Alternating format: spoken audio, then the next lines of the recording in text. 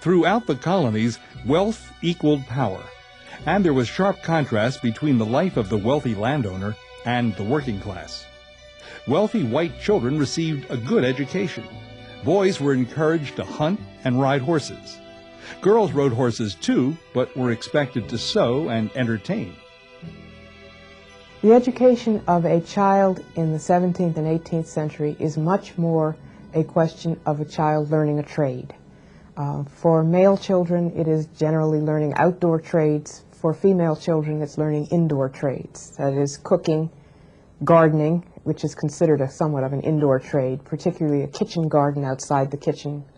A young woman would learn how to grow herbs and spices and how to use those for medicinal purposes. Only boys went to college, either to one of several colleges in the colonies or to England. However, the inequity of education in the colonies would slowly change. As a result of the Massachusetts school law, the first public schools in North America were created in New England. Every town with 50 or more families was required by law to hire a schoolmaster. In New England in particular, the colonies put a strong emphasis on literacy because they wanted everybody to be able to read the Bible and the capital laws of the colony so that they'd know what they could be hanged for. The middle colonies were slower to embrace public education. Settlers came from many countries, spoke many languages, and practiced many faiths. For this reason, schools were usually run by churches. The Quakers established schools that were considered among the most excellent.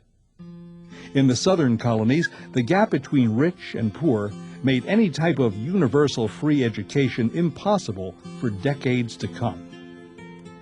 In Virginia, for example, there was virtually no middle class, and poor farming families lived a very hard existence.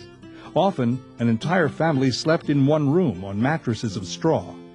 Most people owned one set of clothes, the ones they wore, and perhaps a special shirt for Sunday. A wealthy plantation owner, on the other hand, lived a very different lifestyle. One man in Virginia might own several plantations, each run by a brother or a cousin, and worked mostly by slaves.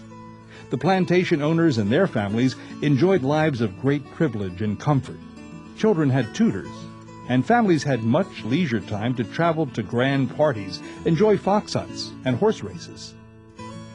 At the center of a social whirlwind was Williamsburg, Virginia's seat of government and a bustling town of shops and businesses. Cabinet makers, blacksmiths, hat makers, and dry goods merchants lined the busy streets. Williamsburg sponsored popular town fairs featuring horse races and contests of skill. But there was another Williamsburg. More than half the population of Williamsburg were enslaved African Americans.